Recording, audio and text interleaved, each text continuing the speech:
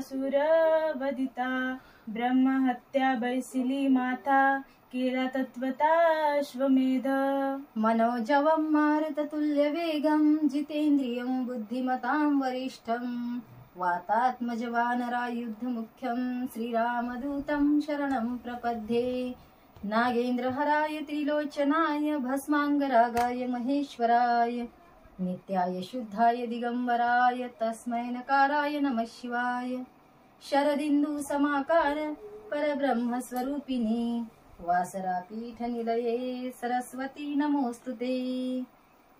असो प्रभू श्री रामचंद्रांना साष्टांग प्रणिपात करून महारुद्र हनुमंताला दंडवत घालून सगळ्या श्रोते मायबापाच्या चरणारविंदी नतमस्तक होऊन कथेला प्रारंभ नाथ बाबा आपल्या या भावार्थ रामायणामधून सांगतात की श्री रामचंद्र भरताला सांगत होते की इंद्राने वत्रासुराचा वध केला होता आणि त्या वत्रासुराचा वध केल्याच्या नंतर त्याच्या माथ्यावर ब्रह्महत्येचं पातक लागलं होतं, म्हणून त्याने हा अश्वमेध यज्ञ केला होता असं भरत दादाला श्री रामचंद्र प्रभू माहिती सांगू लागले। आणि कथा पुरातन सांगितसे तुझला गुण जी अश्वमेध केले जाण पुण्य पावन जे कथा। आणि राजा रामचंद्र प्रभू अनेक भरत दादाला सांगत होते की हा तर यज्ञ केलाच इंद्राने, परंतु दुसरी एक कथा आहे म्हणले फार वर्षापूर्वीची आहे आणि ती सुद्धा कथा मी तुला सांगतो, ती लक्षपूर्वक ऐक असं राजा रामचंद्र प्रभू आपल्या भावाला बोलू लागले।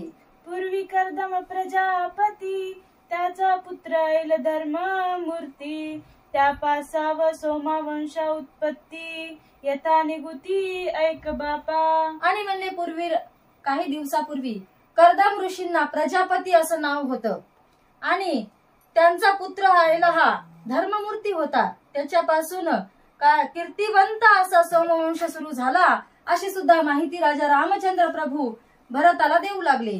तो ऐल कर्दमनंदन राज्य करी धर्म पारायण पृथ्वीचे राजे जिनोन प्रजा पाळन करीतसे। आणि म्हणले तो कर्दम पुत्र असणारा ऐल राजा तो एकदम नीतीने धर्माने राज्य करत होता।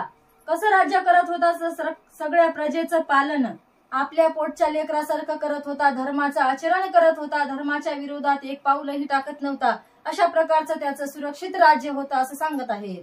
त्याच्या पुरुषार्थाची कथा सांगता विसार होईल ग्रंथा म्हणून सांगेन सकळी तार्था सावध श्रीता परिसावे। आणि अशा प्रकारे राजा रामचंद्र प्रभू आपल्या भावाला जो आपली माहिती देत होते या ऐल राजाची, ती माहिती जर या ग्रंथामध्ये अक्षरात लिहिलं तर भागवत आपले नाथ बाबा सांगतात की हा ग्रंथ खूप वाढेल, म्हणून याचं शब्दात वर्णन करणं अशक्य आहे, म्हणून मी थोडक्यात ही माहिती देत आहे असं भावार्थ रामायणामध्ये नाथ महाराज सांगत होते। तो ऐल कोणे एके वेळी ससैन्य केला व्याहाळी तेथे आनंद कल्लोळी उमाचंद्रमोळी क्रीडती। आणि अशा प्रकारे असणार तो राजा राज्य करीत असताना ऐल राजा एके दिवशी शिकारीसाठी वनामध्ये गेला होता आणि ज्या वनामध्ये तो गेला होता त्या वनामध्ये महादेवजी आणि पार्वती माता जलक्रीडा करत होते, म्हणतात एकांतामध्ये जलक्रीडा करण्याचं त्यांचं कार्य चालू होतं।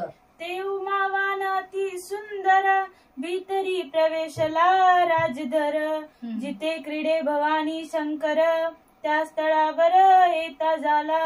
आणि ते उमावन नावाचं जे अरण्य होतं ते एकदम सुंदर वन होतं, म्हणतात फुलांनी फळांनी भरलेलं होतं आणि अशा या सुंदर वनामध्ये उमाशंकर क्रीडा करत असताना त्या वनामध्ये या ऐल राजाने प्रवेश केलेला आहे। शिवे देखिले राज सैन्य ऐलही वेखिला दुर्न उमाशंकर शापी आपण ते सावधान अवधारा। आणि भगवान शंकरांनी ते सैन्य पाहिले, तो त्या सैन्याच्या सोबत ऐल राजा येत असलेला सुद्धा त्याने पाहिलेला आहे आणि पाहिल्याच्या नंतर शंकरांनी आणि पार्वती मातेने त्याला शाप दिलेला आहे, म्हणतात जो यावनी प्रवेशेल पुरुष तो स्त्री रूप होईल निशेष एक वेगळा करुणी महेश शाप समजतास बाधेल। आणि भगवान शंकरांनी काय शाप दिला होता की या वनामध्ये जो कोणी पुरुष येईल तो काय होईल म्हणजे त्याचं पुरुषत्व राहणार नाही, तो स्त्रीमध्ये पालटल्या जाईल आणि अशा प्रकारचा शाप त्यांनी दिलेला होता असं सांगत आहे.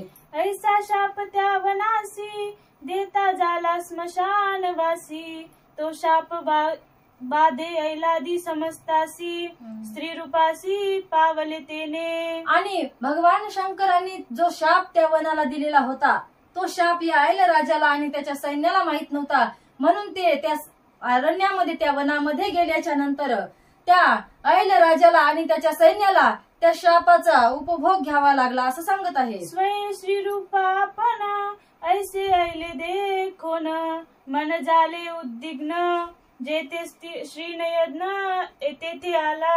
आणि अशा प्रकारे त्यांचा शाप त्यांना बाधलेला आहे, त्यांना शाप लागलेला आहे आणि सगळं सैन्य सुद्धा आणि ऐल राजा सुद्धा त्यांचं पुरुषत्व टाकून स्थिर रूपामध्ये आलेले आहेत. आणि आता काय करावं म्हणून जेथे महादेव आणि पार्वती होते त्या ठिकाणी ऐल राजा आपल्या सैन्यासोबत आलेला आहे म्हणतात. करुणी कामांतकाची स्तुती, बोले अति नम्र वृत्ती, तवं प्रसन्न होऊनी उमापती, ऐला प्रती बोलत. आणि अशा प्रकारे ऐल राजा महादेवाच्या नंतर जवळ आल्याच्या नंतर त्यांनी महादेवाची यथासांग स्तुती करायला सुरुवात केलेली आहे म्हणतात. त्यांच्या सैन्यांनी सुद्धा महादेवाची स्तुती करायला सुरुवात केलेली आहे. शंकर होनी प्रसन्न, उशाप द्यायला लागून, श्रीरूप एक मास जाण, पुरुष पूर्ण एक मास. आणि अशा प्रकारे त्यांची स्तुती ऐकून उमारमन म्हणजे पार्वतीपती शंकर प्रसन्न झाले, समाधान पावले आणि समाधान झाल्याच्या नंतर त्यांनी ऐल राजाला उशाप दिला की एक मास तू काय होशील, स्त्री राहशील आणि दुसऱ्या मासामध्ये एक मास तू पुरुष होशील असा उशाप महादेवांनी ऐल राजाला दिलेला आहे. अर्ध वरद शिवाचे वरद अर्ध पार्वतीचे, हे सामर्थ्य उभयतांचे, सनरायाचे संतोषले. अशा प्रकारे असणार पार्वती मातेचा एक महिना आणि शंकराचा एक महिना. अशा प्रकारे उशाप मिळाल्याच्या नंतर राजाला समाधान वाटलं आणि समाधान वाटून त्याची चिंता थोडीशी दूर झालेली आहे म्हणतात. ऐसे देता वरदान पुन्हा उमा बोले आपण, पूर्वील नोहे आठवण, सत्य भाषण नरेंद्र. आणि म्हणले त्या ऐल राजाला महादेवानी आणि पार्वती मातेने उशाप दिल्याच्या नंतर पार्वती माता काय बोलत होत्या म्हणतात. ऐकता ऐलाची कथा अति संतोष पै भरता, पुढारे सांगाजी रघुनाथा, आल्हाद चित्ता होतसे. आणि राजा रामचंद्र ही कथा आपल्या भावाला भरताला सांगत होते. भरताला सांगितल्याच्या नंतर त्यांच्या मनाला उल्हास वाटला आणि पुन्हा या कथेचा पुढे कसा विस्तार झाला याची सविस्तर माहिती मला सांगा अशी विनंती भरत राजा रामचंद्र प्रभूला करू लागले. राम मने बंधू परियेसी, स्त्री रूपाले ऐलासी, तो वश बुधासी, या वर्तमानासी परिसावे. आणि अशा प्रकारे असणार म्हणले त्या ऐल राजाला स्त्रीरूप आलं आणि स्त्रीरूप आल्याच्या नंतर त्याला काय म्हणजे बुधाने पाहिलं आणि पाहिल्याच्या नंतर बुध ऐल राजा एवढी सुंदर स्त्री झाला होता आणि त्या सुंदर स्त्रीकडे पाहिल्याच्या नंतर बुधाचं त्याच्यावर मन गेलेलं आहे म्हणतात. सोमपुत्र बुध आपण ऐलात मने आश्वासून, हे माझे चंद्रवन पित्याने जाण मज दिदले. आणि हा सोमपुत्र असणारा बुध या ऐल राजाला बोलत होता की हे चंद्रवन माझ्या पित्याने माझ्या वडिलांनी मला दिलेला आहे अशी माहिती या ऐल राजाला म्हणजे स्त्रीला हा बुध सांगत होता.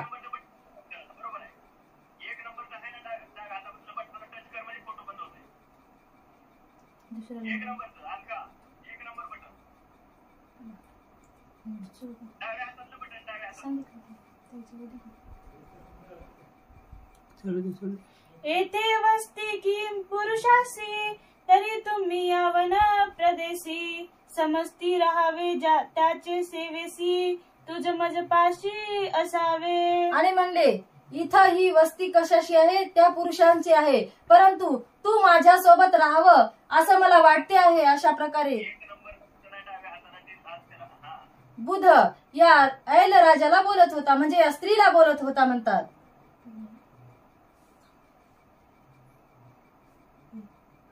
येथे वस्ती की ऐकून सोमसुताचे वचन, ऐल अति संतोषायमान.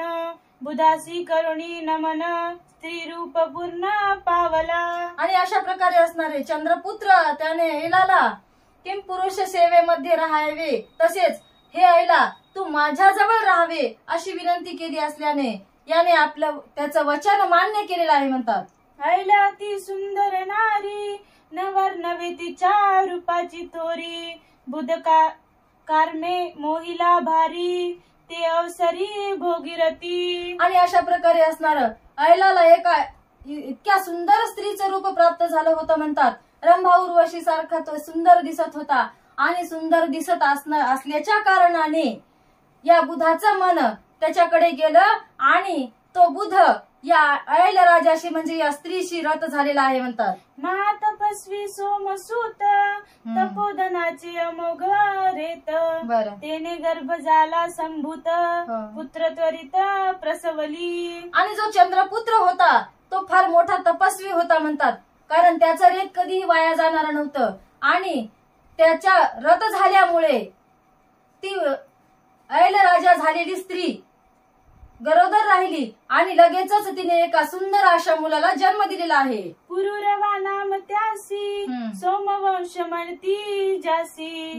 जेने मुक्त केले ऐलासी, कथांवर एसी परिसावी. अशा प्रकारे असणार या दोघांपासून जो पुत्र झालेला होता